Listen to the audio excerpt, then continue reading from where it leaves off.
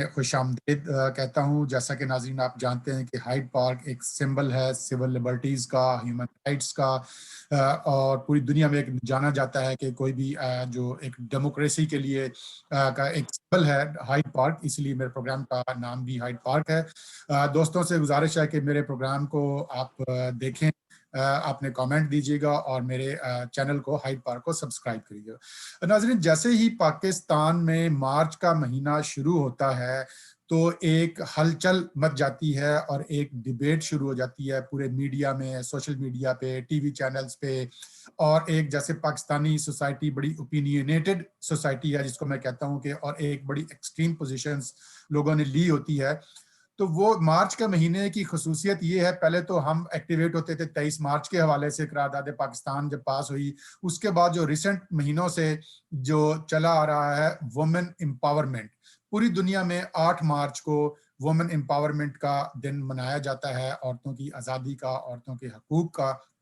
और जैसे मैं कनाडा में रहता हूँ और आप भी तो वैसे भी सोशल मीडिया के ज़रिए और मीडिया के ज़रिए पूरी दुनिया कनेक्टेड है और हर जगह का आपको पता चल जाता है। ज़रूरी नहीं है कि आप कहीं रहें तो आप ऑब्जर्व करें। तो अमेरिका में जो कि फर्स्ट वर्ल्ड कंट्रीज़ कहलाते हैं, और नॉर्थ अमेरिका जो एक सिंबल है लिबर्टीज़ का, शख्सी आज़ादी का, कनाडा है, वहाँ पे बहुत राइट्स हैं वुमेन को, और उसको वहाँ पे भी ऐसा शोर या ऐसी डिबेट नहीं मचती जैसी कि पाकिस्तान में होती है। तो उसके हवाले से अभी 2-3 साल से जो औरत मार्च के नाम से, औरत आज़ादी मार्च के नाम से शुरू हुआ है पाकिस्तान में, उसमें बड़ी कंट्रोवर्सी भी पैदा हो जाती है, कुछ पोस्टर्स को लेके, कुछ नारों को लेके। तो आज हमने शीरीन खोखर साहबा को, शीरीन एजाज साहबा को हमने दावत दी है अपने प्रोग्राम में, जो कि ह्यूमन राइट्स डिफेंडर्स हैं, ट्रांसजेंडर्स के हकूक के लिए काम कर रही हैं, और पॉलिटिकल एक्टिविस्ट हैं, बाय प्रोफेशन जर्नलिस्ट भी हैं। और वो इस वक्त, इस साल जो कराची में औरत मार्च हो रहा है, उसकी वो एक मेन ऑर्गेनाइजर्स भी हैं। तो हम उनसे बात करेंगे और उनसे समझने की कोशिश करेंगे कि ये औरत आज़ादी मार्च क्या है और उनको किस किस्म के हकूक चाहिए। क्या वो सोसाइटी से अपने हकूक मांग रही हैं, या कोई लीगल उनके जो हकूक हैं, या जो गवर्नमेंट की तरफ से उनको जो कुछ ऐसे लेजिस्लेशन उनको चाहिए, या इंसानी जो रवैये हैं जो घर से शुरू होके, माँ बाप से शुरू होके, स्कूल से शुरू होके और सोसाइटी तक होते हैं। तो मैं अपने प्रोग्राम में शीरीन एजाज साहबा को खुशामदीद कहता हूँ। जी शीरीन, बहुत बहुत शुक्रिया आपने ज्वाइन करने का। तो आप का बहुत शुक्रिया। तो मैं अपना प्रोग्राम पहला जो सवाल शुरू यही करता हूं कि जो आज़ादी मार्च है, ये आपको किससे आज़ादी चाहिए? एक तो ये कि मैं थोड़ा यहाँ पे क्लियर कर दूं कि ये जो आप कह रहे हैं कि आज़ादी किससे चाहिए, इस तरह के बहुत सारे सवालात हर मार्च में मुझे ऐसे लगता है कि सोसाइटी में बहुत से, स्पेशली मर्दों को मैं कहूँ कि मार्च होता है तो ऐसे लगता है मिनी हार्ट अटैक्स आते हैं पाकिस्तान में लोगों को ना। और अपनी तरफ से उसकी एक्सप्लेनेशंस और अपनी तरफ से हर चीज की माने वो खुद निकाल लेते हैं, और फिर वो सोशल मीडिया पे और इन चीजों पे वो शुरू हो जाते हैं। उनको इतना नहीं होता कि भाई आप हमारा अगर कोई नारा, कोई चीज आपको पसंद नहीं है, हमसे बात कर लें, हमसे पूछ लें। और मैं आपको बताऊं कि हम कितना भी कहें, लेकिन वो उनका जो एक माइंड सेट है वो चेंज नहीं होना। आजादी हम किसी से मांग नहीं रहे। जो हकूक हमने खुदा ने हमें देकर पैदा किया है एज ए इंसान, एज ए ह्यूमन, जैसे विदाउट बियॉन्ड जेंडर, कोई मर्द है, कोई औरत है, कोई ट्रांस है, हर किसी के अल्लाह ने उसको फंडामेंटल राइट दिए हैं। तो ये मर्द, ये सोसाइटी कौन होती है डिसाइड करने वाली कि हमें क्या करना चाहिए, क्या नहीं करना चाहिए? ये हक तो हमें खुदा से मिले हैं। सो हम किसी से मांग नहीं रहे हैं। जी तो ये जी। खुशफहमी जो सोसाइटी को या मर्दों को स्पेशली है, एक तो वो निकालते हैं, हम उनसे मांग नहीं रहे। ठीक है। हम अपने हकूक लेना जानते हैं, और जहां पे हमें लगता है कि वो हमें जो है ये वहां पे हमें सप्रेस करेंगे या हमें दबाने की कोशिश करेंगे, या पेट्रियार्कल जो सोसाइटी है इसकी वो हमें आगे नहीं बढ़ने देगी, तो हाँ रुकावटें हैं, लेकिन हमें भी अज़म है, और इतने सालों से अगर हम करते आए हैं तो आगे भी करेंगे। और जितने हकूक हमें खुदा ने दिए हैं वो हमारी अपने ऐसे कहेंगे दिए हुए हैं, हम क्यों किसी से मांगेंगे? तो हम वो जी। करेंगे जो हम चाहते हैं। जी, बिल्कुल मेरा मकसद एक्चुअली यही पूछने का था कि मेरा ये वो वाला सवाल नहीं था कि जी आप किससे आज़ादी मांग रही हैं, तो इसीलिए मैंने आपसे पूछा है ताकि क्लैरिटी अवाम को भी आ जाए, और जिन तक मैसेज नहीं पहुंचा आपका उस तक पहुंच जाए, इसका मकसद यही था। चूंकि मैं खुद बिलीव करता हूं कि as a political democrat person और एक political activist, I am also a democrat by nature, और मैं ये समझता हूं कि अल्लाह ताला ने तमाम इंसानों को जो पैदा किया है वो इक्वल पैदा किया है। अशरफुल मखलूकात की जो बात करते हैं उसमें हर तरह के मर्द, औरत, ट्रांस, हर तरह के लोग आते हैं। इसमें ये नहीं है कि मर्दों को अशरफुल मखलूकात पैदा किया है और बाकी उनके लिए यूज की चीजें हैं, औरतें इंसानों के, मर्दों के लिए यूज की चीजें नहीं, वो बराबर की पार्टनर हैं। तो और मैं ये समझता हूँ कि डायलॉग बहुत जरूरी है, क्योंकि जब आप आर्गू करते हैं उसमें आप अपना पॉइंट ऑफ व्यू साबित करने की कोशिश करते हैं, डायलॉग में आप एक दूसरे को समझते हैं। तो बिल्कुल। एक्चुअली बात। मार्च को लेके या औरतों की आजादी को लेके हमारे यहाँ स्पेशली अगर मैं पाकिस्तान की बात करूं तो यहाँ पे ये समझा जाता है कि अगर कोई औरत कहती है कि मुझे आजादी चाहिए तो वो शायद ये चाहती है कि मुझे बेराह रवी चाहिए या मुझे सेक्स की आजादी चाहिए। तो मैं यहाँ पे ये क्लियर करना चाहती हूँ कि हम जो आजादी कहते हैं वो आजादी है अपनी मर्जी से तालीम हासिल करने की, वो आजादी है अपनी मर्जी से शादी करने की, वो आजादी है अपनी मर्जी से नौकरी करने की, वो आजादी है अपनी मर्जी से शादी करने की, वो आजादी है हमें रोड पे निकलने की, वो आजादी है हमें डांस करने की, वो आजादी है हमें कपड़े पहनने की, वो आजादी जो हमें एक मर्द या कोई भी जेंडर जो है वो कर रहा है, उस उन सब की आजादी।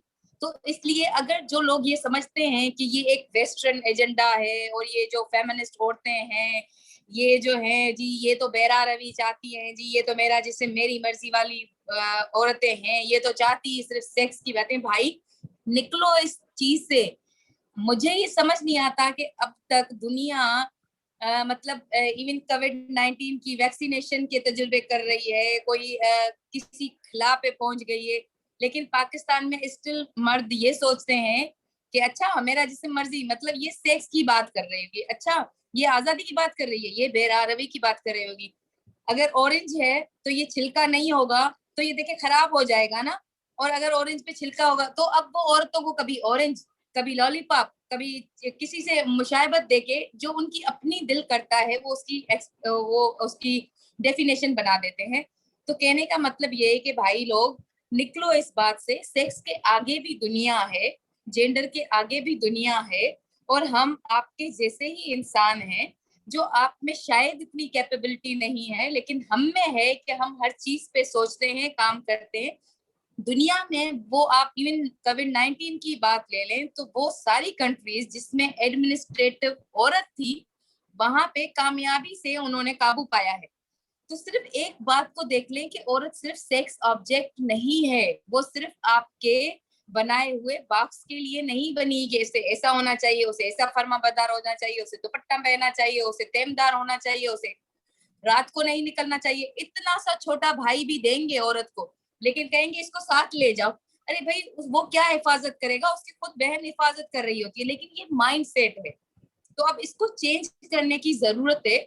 और ये पिछले इतने सालों से जो वुमेन मूवमेंट्स हैं जो औरतों के राइट्स पे काम कर रही हैं, आसमा जहांगीर से लेकर अनीस हारून से लेकर ना जाने कितनी खवातीन हैं जो इस पे काम कर रही हैं, तो उसका नतीजा है कि आज हम लोग न्यू जनरेशन इस बात पे बाहर आए हैं, बोलने जा रहे हैं, और अब हमारी आने वाली नस्लें ये बात समझ रही हैं। लेकिन मर्दों ने और हमारे माशरे ने, और स्पेशली वो पदरशाही माशरा जो मर्दों ने खुद बनाया हुआ है, वो इससे आगे सोचने के कायल ही नहीं है, क्योंकि उन्हें लगता है, मतलब मुझे ये समझ आता है कि वो ही समझ रहते हैं कि औरत हमारी प्रॉपर्टी है, तो प्रॉपर्टी पे तो कब्जा होना चाहिए ना, हम चाहेंगे तो निकलेगी, हम चाहेंगे तो नहीं निकलेगी, हम जो चाहेंगे वो पहनेगी, हम जो चाहेंगे वो नहीं पहनेगी, हम कहेंगे जॉब ना करो तो वो नहीं करेगी, हम कहेंगे आप पढ़ो नहीं तो वो नहीं पढ़ेगी। तो भाई औरत को इंसान समझो और प्रॉपर्टी नहीं। अपने औरत की तो हर कोई इज्जत करता है। मैं मुझे मुझे मतलब मोस्टली देखा है मैंने, 90% लोग कहते हैं जी माँ का दर्जा बड़ा है, जी बहन ये है तो बेटी रहमत है। लेकिन कभी बाहर निकलने वाली औरत जो आपकी रिश्तेदार नहीं है उसको कभी रेस्पेक्ट से नहीं देखेंगे, उसको सिर्फ सेक्स ऑब्जेक्ट, इससे क्या पहना है, कैसी लग रही है, माल है, अच्छी है, फिगर कैसी है, फला कैसी है, निकली है बाहर तो ऐसी ही होगी। मतलब इस चीजों से अब हमें निकलना चाहिए। अगर हम आजादी मांग रहे हैं तो हम ये आजादी मांग रहे हैं। आप कहते हैं कि खूबसूरती को अप्रिशिएट भी ना करे बंदा?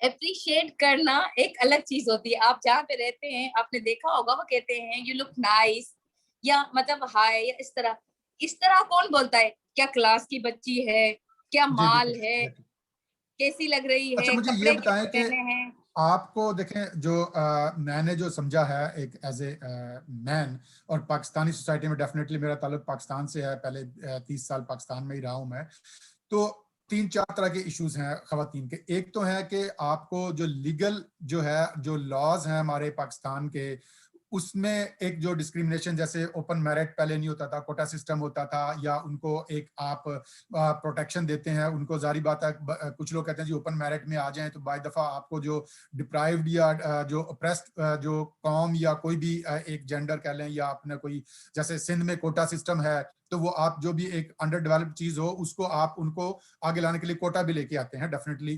तो आपके जो इश्यूज हैं वो लीगल हैं, सोसाइटी के हैं, या एजुकेशनल हैं, या किस किस्म के इश्यूज हैं? आप जो तीन हिस्सों में कैसे डिवाइड करेंगी, किस तरह के चैलेंजेस हैं आपको, ये कह लें आप। ये कह सकते हैं कि हर तरह से हर स्टेप पे डिफरेंट किस्म के चैलेंजेस हैं, हर्डल्स हैं। अगर आप लीगल बात करें तो एक तो हमारे पास कानून बहुत कम है, और जो हैं उसमें इम्प्लीमेंट नहीं होता, अमल दरामद नहीं होता, और खुद उन कानून में इतने लूप होल्स हैं कि मतलब एक अक्यूज, अगर आप रेप का अक्यूज ले लें, ठीक है, हमारे पास ये होता है कि जो मतलब रेप के एग्जामिनेशन के लिए आपके पास एक टाइम होता है। उस टाइम के अंदर अगर एफआईआर नहीं कटी, अगर आपके कपड़े, आपका मेडिकल नहीं हुआ है, तो ऑब्वियस बात है कि आप रेप आगे चल के कोर्ट में प्रूव नहीं कर सकते। तो मुझे ये बताएं, जब थाने में, पहले बात तो यहाँ की सोसाइटी ऐसी है कि औरत बोलती नहीं है कि रेप हुआ है। अगर कोई बोलती है उसको जब वो थाने करना पड़ता है, जो माइंड सेट होता है पहले फैमिली का फिर थाने का। उसके बाद मैंने बहुत सारे केसेस में देखा है 6-6 दिन तक तो लड़की का मेडिकल नहीं होता, औरत का। उसके बाद उसके कपड़े, उसकी चीजें जो के लेबोरेटरी जानी चाहिए, वो थाने में पड़ी होती है। और जब जाती हैं तो पता चलता है कि जी हमारे पास तो लेबोरेटरी की फैसिलिटीज नहीं है, इसलिए डीएनए के लिए इस्लामाबाद जाएंगी। तो मुझे बताएं उसमें कहाँ अक्यूज्ड को सजा मिलेगी? ठीक है, ऐसे ही अगर आप दूसरे लॉज देख ले, पहली बात तो उसका कोई इम्प्लीमेंट है ही नहीं। जहां जहां पे है वहां पे ये प्रॉब्लम्स है। इतना लेंदी और लॉन्ग जुडिशरी सिस्टम आपका है कि आप जाओ, कभी वकील नहीं, कभी जज नहीं, कभी लोग कैसे हैं, कभी मतलब मुझे ये समझ नहीं आता कि एक आम औरत जाए तो उसको किस तरह जो है आगे इसमें ले जाए। एक बात तो ये है, तो गवर्नमेंट को ये चाहिए कि ये जो लॉज हैं इसमें जो भी लूप होल्स हैं उनको खत्म करे, उसके इम्प्लीमेंट पे काम करवाए, और नए लॉज भी बनाए जो औरतों के फलाह और बहबूद के लिए हो। साथ ही सोसाइटी की अवेयरनेस के लिए ये जरूर करे कि जो लॉज है, एक तो ये कि उसकी जो भी अगर होती है मतलब किसी को सजा आती है उसके लिए हो, या कुछ अवेयरनेस सेशंस हो, लोगों के लिए हो, मीडिया के लिए हो। मीडिया जो औरत को वो करता है, आपने देखा होगा फेयर एंड लवली में वो औरत आ रही है, ऐसे ही आप देखें कि बाइक का इश्तेहार है, शेविंग क्रीम का है, तो सिर्फ उसमें औरत आके यूं मतलब एक सेक्स ऑब्जेक्ट, एक ब्यूटी की वो दिखा जाता है। तो मतलब औरत सिर्फ इसलिए तो नहीं है। तो मीडिया का अपना किरदार है, पुलिस डिपार्टमेंट का अपना किरदार है, सिलेबस अपना किरदार रखती है। इसी तरह एजुकेशन मेन चीज है। हमारे यहाँ रेशो जो लड़कियों का है वो एजुकेशन में बहुत कम है। उसकी वजह एक तो स्कूल्स कम है, दूसरा उतने दूर है कि ट्रांसपोर्टेशन का इश्यू होता है, लड़कियां वहां पहुंच नहीं सकती, तीसरा पॉवर्टी। अगर मेरे पास इतने पैसे हैं कि मैं मुश्किल से एक बच्चे को पढ़ा सकती हूँ, तो मैं प्रेफर करूंगी कि मैं बेटे को पढ़ाऊं, क्योंकि उसने मुझे आके कमा के देना है। जबकि अगर मैं बेटी को पढ़ाऊंगी तो वो उसने तो पराए घर चले जाना है। जब ये पराए घर वाली सोच आती है तो हम लड़कियों को एक्सक्लूड कर लेते हैं उस चीज से। तो ऑब्वियस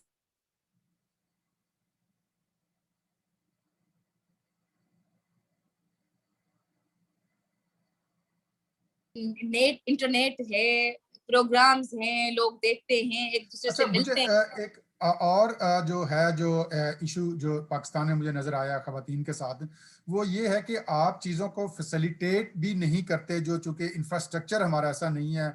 कल ही मैं वो एक किसी ने मेरे साथ शेयर किया, मैं एक वो कह रहा था कि ट्रॉफी वाइफ का एक जो कॉन्सेप्ट था कि अगर आप अच्छे पढ़े लिखे फैमिली से हैं तो लड़कों के लिए, लड़के जो माएँ हैं वो अपने बेटों के लिए जो है ना डॉक्टर जो है ना बहू ढूंढती हैं और उसके बाद उनको घर पे बिठा लेती हैं।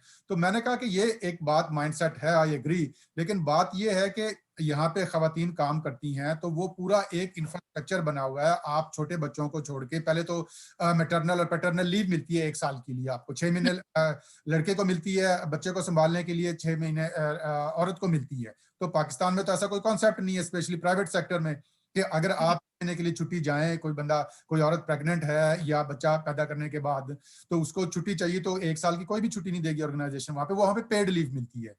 तो इसी तरीके से आपको डे केयर सेंटर है यहाँ पे बच्चों के, आप बच्चों को वहां पे छोड़ के जा सकते हैं। फिर आपको ट्रांसपोर्ट नहीं मिलती, आप आधा आधा घंटा, ऑफ कोर्स देखें, आप कहने को बात है कि फिजिकल स्ट्रक्चर आपका मर्द का और औरत का है ज्यादा वो हार्ड होता है, तो वो उसके लिए पॉसिबल नहीं है कि वो बारिश में भीगती हुई जो है ना वो जाए, या धूल मट्टी में, या बस छत पे चढ़ के जा सकती है, कोई मुझे प्रॉब्लम नहीं अगर वो if they are willing to go, लेकिन मुश्किल है।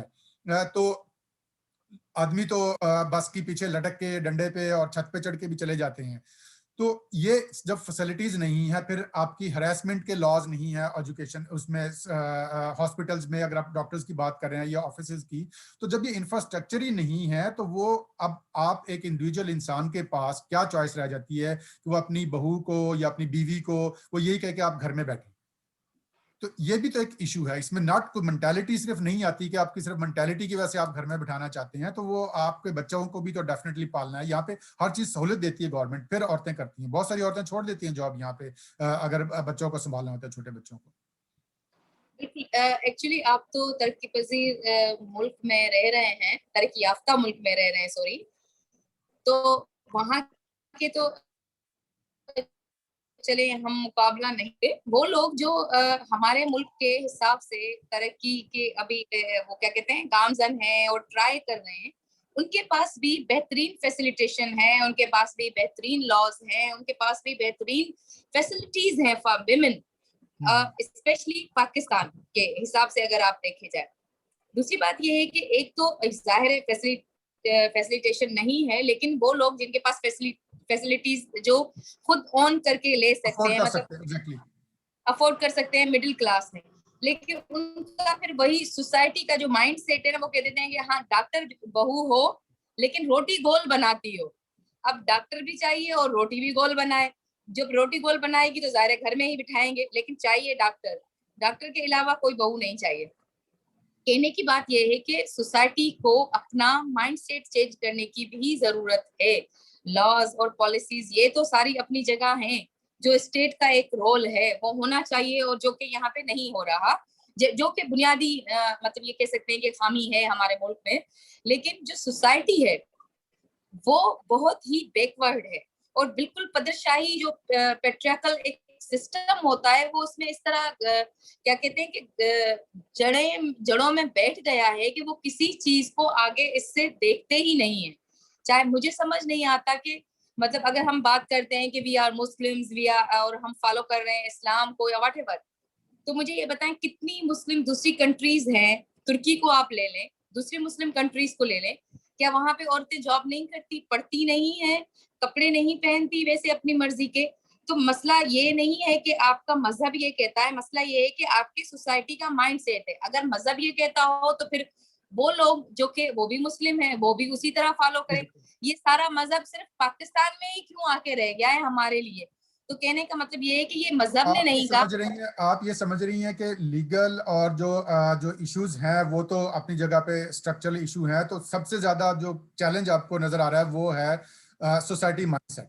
तो वो उसके, शायद इसलिए है कि देखें, अगर सपोज मैं अपनी बात करूं या मेरी कोलिग्स की बात करूं या फ्रेंड्स की बात करूं, कोई भी औरत यहाँ पे अगर वो फ्रीडम से अपनी लाइफ गुजारना चाहती है, बोल्ड है, बात करती है, बाहर निकली है, अपनी मर्जी से कपड़े पहनती है, तो उसको जो है यहाँ पे स्लट शेम जरूर किया जाता है। क्योंकि जो हमारे यहाँ के मर्दों का मसला ये है कि वो ये समझते हैं कि अच्छा उसकी कैपेबिलिटी को तो हम पहुंच नहीं सकते, अच्छा उसकी आइडियोलॉजी पे तो हम बात कर नहीं सकते, अच्छा उससे दूसरा मुकाबला तो हम कर नहीं सकते, चलो ये कर लेते हैं कि उसके किरदार पे बात कर लेते हैं। अच्छा सपोज औरतों को प्रमोशन मिलेगी तो बोलेंगे यकीनन ये बॉस के साथ सो के आई होगी इसीलिए प्रमोशन मिली है। खुद को प्रमोशन मिलेगी तो कहेंगे देखिए इतनी मेहनत की थी जब जाके हमें ये मिला है। इसी तरह अगर सपोज कोई फैमिली अपनी औरतों को बाहर सब जैसे मूव करती है, हम लोग करते हैं, तो हमारे मर्दों को भी इन जैसे मर्दों की, इन जैसे सोसाइटी की जो प्रेशर होता है, जो चीजें सुननी पड़ती हैं, वो उन्हीं का दिल है कि उसके बाद भी वो मतलब चुप रहते हैं या एटलीस्ट इतना थोड़ा बहुत जितना वो कर सकते हैं करते हैं। फिर हमारा ये होता है कि उनको समझाएं या करें, लेकिन बात ये है कि वो लोग बहुत चंद हैं, लेकिन पूरे 99.9% जो लोग हैं वो सिर्फ ये कहते हैं कि औरत का काम सिर्फ किचन में है या औरत का काम बच्चे संभालना है। इवन अगर आप बात करें कि इवन वो ये डिसाइड भी नहीं कर सकती कि उसे कितने बच्चे कब पैदा करने हैं, ये भी जो है उनके मेल जो घर के मर्द हैं वो डिसाइड करेंगे। तो कौन से राइट, मुझे ये कहा जाता है कि भाई आप लोग जो फेमिनिस्ट हैं, आप जो हैं वो इस पे नहीं चलती, आप लोग जो हैं राइट्स मांगती हैं, कौन से राइट, आपको क्या राइट नहीं मिले हैं, आप क्या नहीं आपको मिला है, ये है वो है। तो मैं कहती हूँ भाई बच्चे पैदा करने का राइट तक तो हमें है नहीं, बच्चों का नाम रखने में भी जब तक दरियाल और फादर ना एक्सेप्ट करे वो नहीं है। माँ के नाम से बच्चा पहचाना नहीं जाता, वो भी फादर के नाम से, हालांकि इस्लाम में तो ये है कि कयामत में माँ के नाम से उठाया जाएगा। ऐसे ही किसी शादी में मेरा डिसीजन नहीं है, पेरेंट्स का चलना है, नौकरी में मेरा डिसीजन नहीं है, एजुकेशन में मेरा डिसीजन नहीं है, तो कौन से राइट की भाई आप बात करते हैं? मुझे तो आज तक समझ नहीं आता जो ये कहते हैं, ये पता नहीं कौन सी आजादी मांगती है। अच्छा, ये मुझे बताएं कि इसका सॉल्यूशन क्या है। अपने बहुत सारे मसाइल हैं और हर बंदा उससे एग्री करता है और मैं 100% एग्री करता हूँ, एक आउटसाइडर जो सोसाइटी का पार्ट नहीं है अभी इसमें पाकिस्तान में। तो कैसे इसका हल क्या है? इसका कोई ग्रैंड डायलॉग है? आप कोई कॉन्फ्रेंसेस करें या जलसा जुलूस करके? आर्गुमेंट में तो हमारी कौम बहुत तेज है। आप पॉलिटिकल देख लें, हर बंदा अपने आप को, रोज टॉक शो देखें, हर उसका एक बंदा आ जाता है और पूरी लाइन लगी होती है, जितने चैनल हैं टॉक शोज पर, हर बंदा अपने अपने पॉइंट ऑफ व्यू को डिफेंड कर रहा है। कोई आज तक ये मान के नहीं गया कि जी मैं yes that was a wrong thing और मैं हम ये नहीं करेंगे। तो इसको डायलॉग में हम कैसे, इसको जो आर्गुमेंट्स है हमारे, इसको कैसे कन्वर्ट करें? कहाँ से शुरू करें? कोई मतलब आप कोई एकेडमिक्स की डायलॉग की बात करती हैं या कोई यूनिवर्सिटीज में कोई डायलॉग हो या कोई सिलेबस उस पर कोई प्राइमरी से और उससे शुरू किया जाए? कहाँ से शुरू किया जाए और कहाँ पे खत्म किया जाए? सबसे पहले तो कानून जो है उसका इम्प्लीमेंट हो, वुमेन फ्रेंडली जो है लॉज हो, और वन विंडो ऑपरेशन हो हर चीज के लिए, जिसमें अगर औरत जाती है एक्सेस करती है तो उसे प्रॉब्लम ना हो, और जो है वो रेशियो जो है वो सजा का और दूसरी चीजों का बढ़े। तो एक तो ये है। दूसरा ये है कि जैसा आपने कहा सिलेबस, सिलेबस को चेंज होने की बहुत जरूरत है। आप अगर हमारा सिलेबस देखें तो उसमें लिखा होता है कि जो बेटी है वो घर में खाना बना रही थी, तो सिंधी में मैं बताऊं कि जो हमने सिंधी में बुक पढ़ा था उसमें ये था कि साबू एक बच्चा था, वो बाहर जाएगा, वो खेलेगा, वो फ्रूट लाएगा, वो घर आएगा, वो मतलब उसका डिफाइन किया था रोल। इसी तरह लड़की के लिए थे, वो गुड्डी से घर में खेलेगी, उसके बाद जो है खाना बनाएगी और फिर भाई को सबसे पहले खिलाएगी, उसके बाद। कहने का मकसद ये है कि ऐसी सारी चीजें जो एक पावर है जो मर्दों के पास है, अगर आप किसी से भी अपना पावर छीनेंगे तो ऑब्वियसली वो रेजिस्ट करेंगे। वो कोई भी ग्रुप हो, वो काले की गोरे से लड़ाई हो, वो हारी की जमींदार लड़ाई हो, वो औरत की सोसाइटी या मर्द से लड़ाई हो, वहां पे वल्नरेबल जो ग्रुप होगा उसके लिए कहा जाएगा कि ये गलत भी है और पूरी कोशिश की जाएगी कि इनको दबाया जाए। तो उसके लिए डिफरेंट किस्म की होती हैं और जो है डायलॉग्स होते हैं, और हर साल हम करते हैं। उसका मकसद भी यही होता है, उसमें हम उन सब ग्रुप्स को, उन सारे वल्नरेबल ग्रुप्स को ऐड करते हैं, उनको स्पेस देते हैं, उनको प्लेटफॉर्म देते हैं कि वो आके बात करें। सैनिटरी वर्कर्स हैं उनके साथ क्या होता है, माइनॉरिटी के लोगों से के साथ क्या होता है, मिसिंग पर्सन के साथ क्या होता है, औरतों के साथ क्या होता है, क्रिश्चियंस के साथ क्या होता है। तो ये सारे लोग आते हैं और बात करते हैं, यही वो डायलॉग। डिफरेंट एंगल से बात कर रहा हूँ कि अभी जैसे एक ग्लोबल विलेज जिसको हम कहते थे बना था, और अभी तो ये टेक्नोलॉजी विलेज बन गया है, तो सारा सोशल मीडिया और मीडिया की वजह से हर बंदा, तो अब हमारे लिए चूंकि जो वेस्टर्न कंट्रीज हैं वो सारे डेवलप्ड कंट्रीज है, तो बेंचमार्किंग एक बन गई है उसमें, जो हमारे लिए जो हर चीज के स्टैंडर्ड्स के लिए कि जी वेस्ट में ऐसे होता है। अब देखिए, ईस्ट एक पूरा ब्लॉक है जिसमें पूरा हिंदुस्तान की हजारों साल की 5,000 साल की तारीख है, चाइना का एक अपना कल्चर है, इवन जापान का ऑल टुगेदर पूरी दुनिया से कल्चर है। तो हम कोई ऐसा सोल्यूशन है कि देखें, अब जैसे बहन भाई के रिश्ते का भी एक अपना ये भी होता है कि भाई जो होते हैं ना वो बहनों के लिए जो है ना बड़ा एक सपोर्ट, और वो कहते हैं कि जी भाई हर चीज कुर्बान कर देते हैं बहनों के लिए, एक बड़ा अच्छा प्यारा रिश्ता बहन भाई का। या आखिर में ये भी कहा जाता है कि जो ऐसी बात नहीं है कि खवातीन को ही हमेशा डिस्क्रेडिट किया जाता है, कि कहा जाता है कि जी लड़के तो चले जाते हैं, आखिर में माँ बाप के जो काम आती है वो बेटियां ही काम आती हैं खिदमत के लिए। तो वो उनका एक मदरली नेचर है। तो कोई हमारा कोई ऐसा सोल्यूशन नहीं है कि जो हम, हमारा जो एक कल्चर इतना नहीं हो सकता कि जो हजारों साल का हमारा ईस्टर्न कल्चर है कि वो इतना ही बुरा हो और हर चीज ही बुरी हो, कि हमको एक हाइब्रिड सिस्टम एक ऐसा लेके आए जो अच्छी चीजें हैं वो हम अपनाएं ईस्ट की, और जो बुरी चीजें हैं उनको हम चेंज करें। आप इस बारे में क्या कहती हैं? देखिए मतलब मुझे कोई इतराज नहीं है, या किसी भी को इतराज नहीं हो सकता कि अगर कुछ कल्चरल अच्छी वैल्यूज हैं, ऑब्वियसली उसको फॉलो करना चाहिए, मैं भी करती हूँ, सब करते हैं।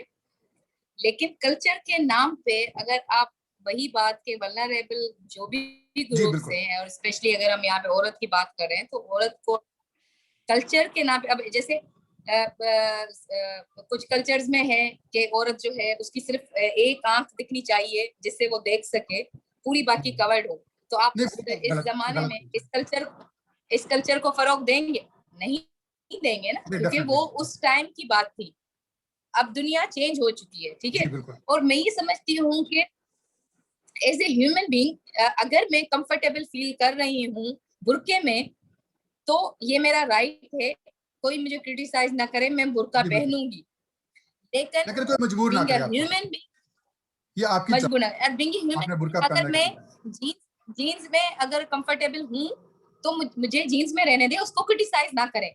तो अगर आपका कल्चर आपको एज ए ह्यूमन बीइंग जो खुदा ने राइट्स दिए हैं वो जो है पूरे नहीं करने देता, या उसकी वजह से हर्डल्स आते हैं, तो मैं ऐसे कल्चर को नहीं मानती। जी कल्चर्स बिल्कुल, जो क्योंकि है आप अकाउंटेबल हैं खुदा के सामने और अपने आप के सामने, सबसे पहले अपने कॉन्शियस के सामने। अपने आप से, जब आप खुदा से दूसरी ही बात उससे, ये कि कल्चर्स देखिए, कल्चर कौन बनाता है? हम ही बनाते हैं डेफिनेटली। हाँ, और कल्चर कौन बनाता है? हम ही बनाते हैं ना। वो नहीं, मेरा उस एक्चुअली जमाने क्वेश्चन में अगर कहने हम का बात करें मकसद, कि भाई बिल्कुल मैं आपकी बात हम ही से एग्री कर रहा बनाते हूँ। हैं, हम बनाते हैं और उसे हमें टाइम के हिसाब से, वक्त के हिसाब से चेंज होने, उसको चेंज इवॉल्व करने होता है, की कल्चर जरूरत इवॉल्व होती होता है। है, स्टैटिक नहीं रिफॉर्म्स होता। रिफॉर्म्स जी बिल्कुल। एग्जैक्टली, तो रिफॉर्म्स तो Exactly. हर चीज में होते हैं। अब देखिए, मैं एक इवन हमेशा, मैंने तो बहुत से मजहबों में देखा है कि वहाँ की जो चीज आज के, अब वो वक्त चेंज हुआ है तो उसमें भी रिफॉर्म्स लाते हैं लोग। तो हम अपने कल्चर में क्यों नहीं रिफॉर्म्स ला सकते? तो जो एग्जैक्टली। जो चीज देखें, अगर हम बात करें तो कल्चर में तो हमारे मर्द की पैंट शर्ट पहनना भी नहीं है। कल्चर में बिल्कुल। तो उसको जो है घुटनों तक कमीज शलवार पहननी है, दाढ़ी मूछ भी रखनी है, सारी चीजें करनी है, तो वो अपने लिए कर रहा है ना।